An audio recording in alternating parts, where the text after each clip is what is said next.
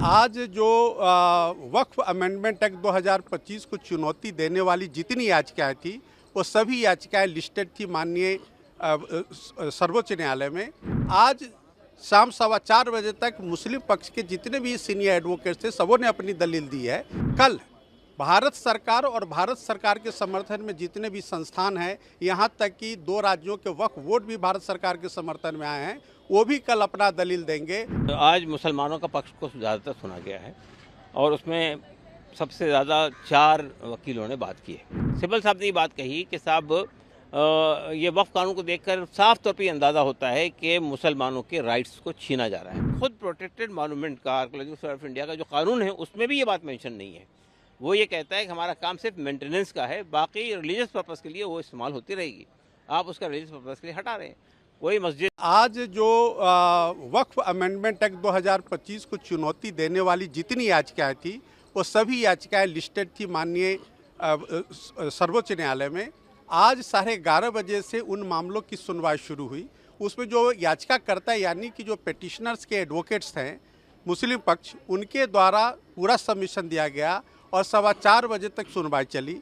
वक्फ amendment act 2025 में जितने भी अमेंडमेंट्स हुए हैं सब के प्रावधानों पर एक एक करके मुस्लिम पक्ष के जो माननीय अधिवक्ता है उन्होंने अपनी दलील दी और उन्होंने विस्तार से माननीय न्यायालय को समझाने की कोशिश की कि किस तरह से उनके फंडामेंटल राइट का हनन हुआ है, किस तरह से वो आर्बिट्रेरी कानून है और सेक्शन आर्टिकल 14 का वायलेशन हुआ है। इन तमाम बातों पर उन्होंने प्रकाश डालने की कोशिश की।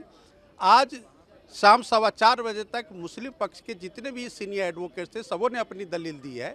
अब कल भारत सरकार और भारत सरकार के समर्थन में जितने भी संस्थान हैं, यहाँ तक कि 2 राज्यों के वक्फ बोर्ड भी भारत सरकार के समर्थन में आए हैं, वो भी कल अपना दलील देंगे और उनके साथ जो इंटरवेनर्स हैं भारत सरकार के पक्ष का समर्थन में वो भी अपनी दलील देंगे। तो उनके लिए कल का समय मुकर्रर किया गया है। अब कल जब भारत सरकार का आर्गूमेंट होगा, भारत सरकार के समर्थन में जो पक्षकार है उनका आर्गूमेंट होगा, उसके बाद पता चलेगा कि कोर्ट का रुख किस तरह का है। आज मुसलमानों का पक्ष को ज़्यादातर सुना गया है और उसमें सबसे ज़्यादा 4 वकीलों ने बात की है। कपिल सिब्बल साहब ने सबसे ज़्यादा वक्त लिया, उसके बाद राजू धवन साहब ने कहा, उसके बाद संघवी साहब ने कहा, उसके बाद CU सिंह साहब ने कहा। अहमदी साहब को दिया था टाइम, अभी हुई बात नहीं हुई इनकी। तो मैं ये कहना चाहता हूँ कि देखिए असल में आज के आर्गूमेंट के अंदर पूरी तफसील से ये वक्फ कानून पर बहस हुई है।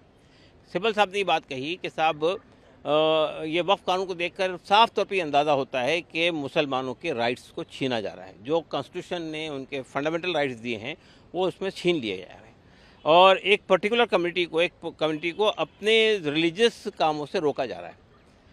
उन्होंने कहा कि देखिए ये वक्फ बाय यूज़र का जो कानून है वो सिर्फ मुसलमानों में नहीं है, बाकी लोगों में भी है कि ऐसी प्रॉपर्टी जो 200 साल पहले 500 साल पहले किसी काम के लिए दी गई थी उसके डॉक्यूमेंट तो नहीं मिलेंगे। या ये आप कह रहे हैं कि आप जिसने वक्फ किया है उसका कोई लिखित रूप में चाहिए, वो भी नहीं मिलेगा। और वक्फ ये उसके इस्तेमाल की वजह से उसको मान लिया गया कि वक्फ बाय यूज़र की प्रॉपर्टी है, वक्फ की प्रॉपर्टी है। अब आप ये कह रहे हैं कि वक्फ बाय यूज़र में कोई डिस्प्यूट खड़ा हो जाएगा तो वक्फ बाय यूज़र नहीं रहेगा। तो डिस्प्यूट तो कोई भी खड़ा कर सकता है, कभी भी खड़ा कर सकता है।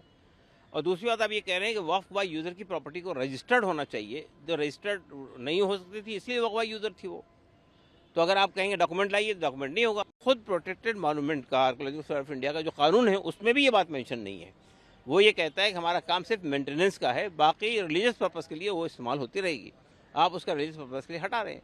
कोई मस्जिद है तो नमाज़ पढ़ने के लिए बनती है, वो दिखाने के लिए, उससे पैसा आमदनी बनाने के लिए, प्रोटेक्टेड मॉन्यूमेंट को प्रिजर्व करने के लिए नहीं है। वो बेसिकली वो मस्जिद के लिए बनाएगी, नमाज़ पढ़ने के लिए, तो नमाज़ होनी चाहिए वहाँ पर। तीसरी बात उन्होंने कही कि साहब आपने वक्फ बोर्ड के अंदर, सेंट्रल वक्फ काउंसिल के अंदर जो लोगों को लाने का जो प्रोविज़न था उसमें से मुसलमानों की जो कंडीशन थी वो हटा दी। तो अब ये जो 22 मेंबर हैं उसमें से मेजॉरिटी जो होगी वो नॉन मुस्लिम्स की होगी।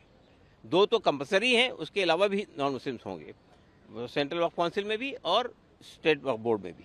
और उसके बाद ये कहा कि साहब वो गवर्नमेंट नॉमिनेट करेगी, इलेक्शन वाला वो भी खाता ख़त्म कर दिया आपने, तो गवर्नमेंट नॉमिनेट करेगी। तो कैसे लोग होंगे, क्या करेंगे, ये बात अच्छी तरह